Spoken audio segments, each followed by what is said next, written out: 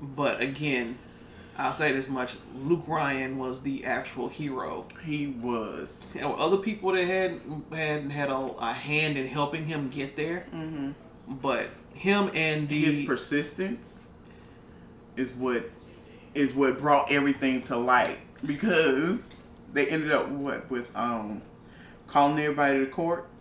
They had them served, brought all of the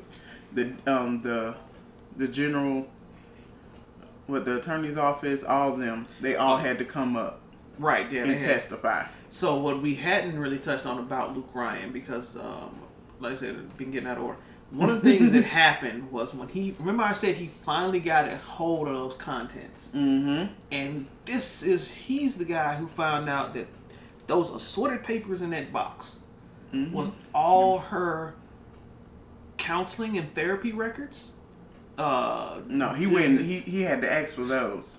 No, he had already seen them and took pictures out of the box, but then I'm saying with the records, he couldn't take no pictures of that. He had to request those. No, I'm saying when that state trooper was there, she didn't know he's seen those, but for him to have them officially is what he had. He's like, I got this stuff, but he can't do anything with it because of how he obtained it. So then he was like, hey, look, somebody else has to have these records. So then he went and got those records. Those are the ones he couldn't get copies of, but he already had Sonia's copies, but he just had to verify. He ended up getting the judge to sign off on them getting that information. Yeah. For the judge to use it in court. And then apparently there was something about, there was a CD or something. There was an independent investigation that was launched, and they made him look like. They made him look like he was an ass, like he was just being a troublemaker, or what. That was what the new attorney general lady. But she was like kind of shocked but she did it because they did need to look into it. But the people that got hired, it wasn't her. The people that they got hired and put in charge of the investigation just went totally against him. Well, it was the judges. The judge. Yeah, the judge and the deputies that was the sheriffs or whatnot. Speaking of which, I don't think they had seen anything yet. Yeah. I think they were probably more so swayed because in the end they ended up saying, yeah, then those detectives, chimed in and said that they something. Speaking of which, them state troopers got a hell of ass video. I'm gonna have to put this on here. I'm sorry. If I get flagged from Netflix. YouTube about Netflix, this shit was alright. I mean, it'd make your ass want to be a damn. That was like the way this motherfucker walking down, they throwing guns and shit, and then the damn helicopter behind the damn. If you gonna put it in there, don't talk about it. No, I'm gonna put it. I mean, okay, you talking about it, I'm gonna show it. My God, I know that state trooper video was like the highlight of my day. When we watched that, but it's amazing, of all things to be kind of exciting with this particular documentary. It's just weird, but the thing was they really tried to discredit Ryan for his him being very persistent. So the thing is, if you notice, we still ain't talked that much about Annie. Ducon. So what'd you say? It was an open and shut case. It was. Yeah. And basically because I'm just mad she ended up with more time than what Sonia got. And it was because what she did was just batch orders. Yeah, she basically falsified documents or whatever that was, but she didn't necessarily tamper with anything. You get what I'm saying? Right. Yeah. Because she didn't switch any drugs or anything like that. All she did was just get a handful of stuff that looked the same and then write positive or whatever. Well, but I think the thing is, like you said, the time that was served out of both was one of the things that ticked me off. Yeah, because the drug user and abuser and switcher and all that stuff, you're only gonna give 18 months to. Why you get a person? Because Annie is brown. She got 3 years. And the white girl Sonia has 18 months. 18 months. And she had been doing this for years. Right. It was funny. We were talking about so she started with methamphetamine. Then she tried the amphetamine. Then she went to ketamine. Then after that, she went to cocaine. Mm-hmm. Then it went to crack. Yep, she was cooking her own crack. She cooked her own crack. Mm-hmm. So what got her one day was when she did that LSD. Mm-hmm. That LSD messed her up. She was feeling that. Yep. And then, then she went and smoked crack, didn't she? Yeah, she was smoking. I guess to try to level it or something.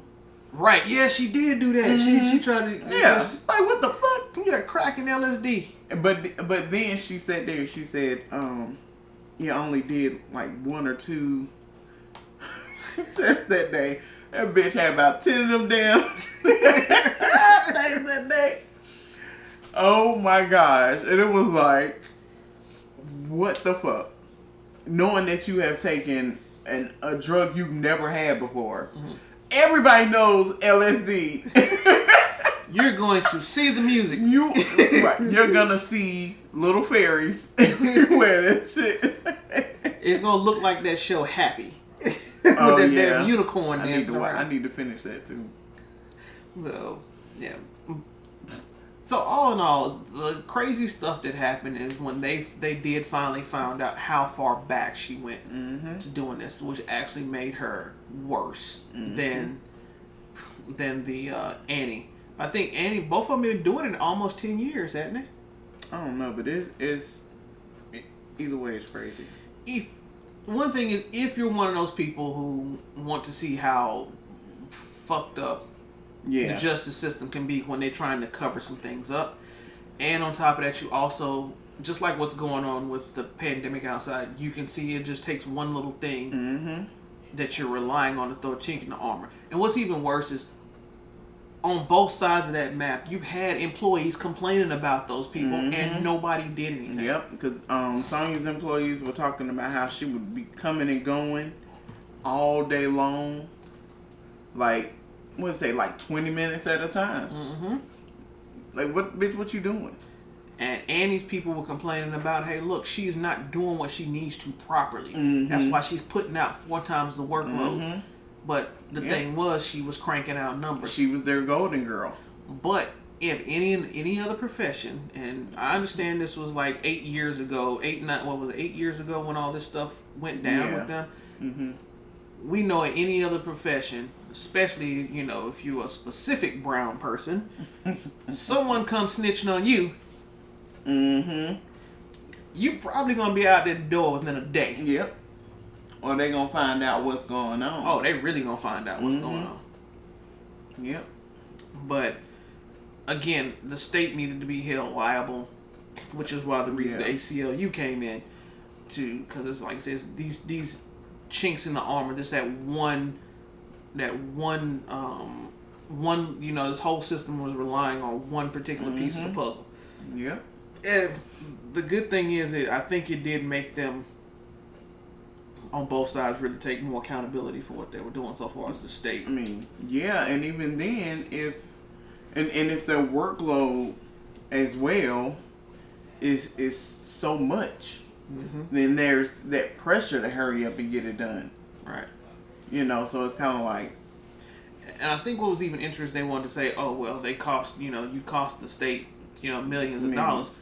Oh, no, it's easy to let people out. It didn't cost anybody anything. Oh, but they did. Yeah. They cost the state millions of dollars, but they also cost people their lives. Right. Because one guy who kept. So what happened was, what was his name? The lawyer.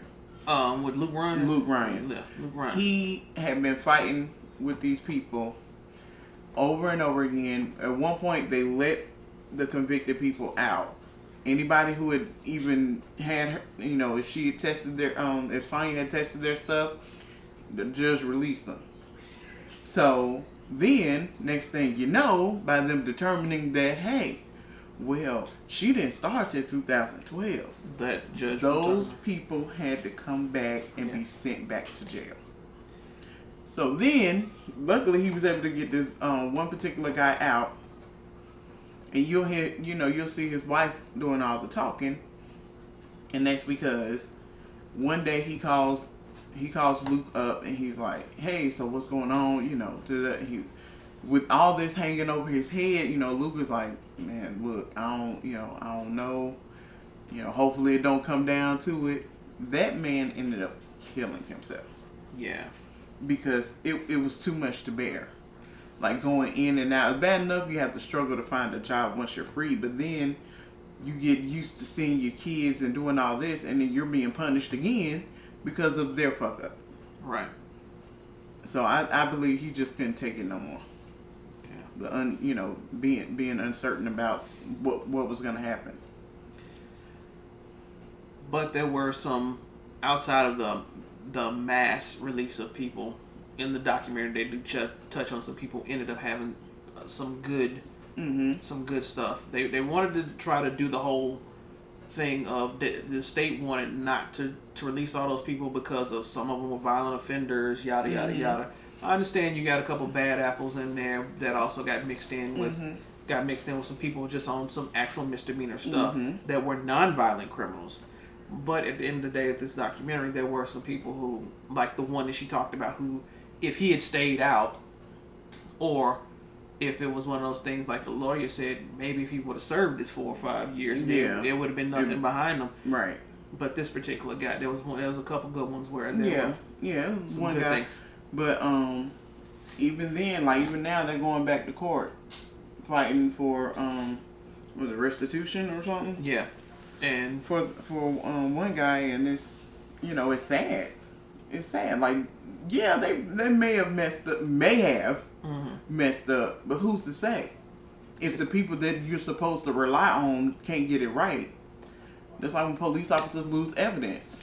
Again, we're not lawyers, but just as one of the lawyers did say, it is on the state's behalf to prove without a reasonable doubt. And even if the fact of that person who tested it, if they test are correct, but the person is sketchy, that's why you always call a person's character into question.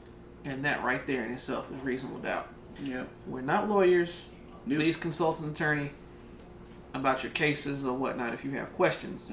This is just stuff that we happen to, some of this we've heard before in our lives, just never practice it, and some of it is even mentioned in this documentary.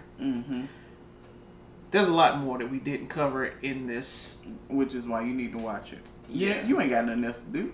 Yeah, you COVIDed it right now. 19. Chill out. 19 in 2020.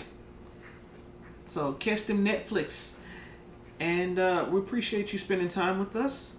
And if you have something else you want us to review, I'm sorry, was you gonna say something about it? Yeah, you got something else you want us to review? Hey, something else you want us to review?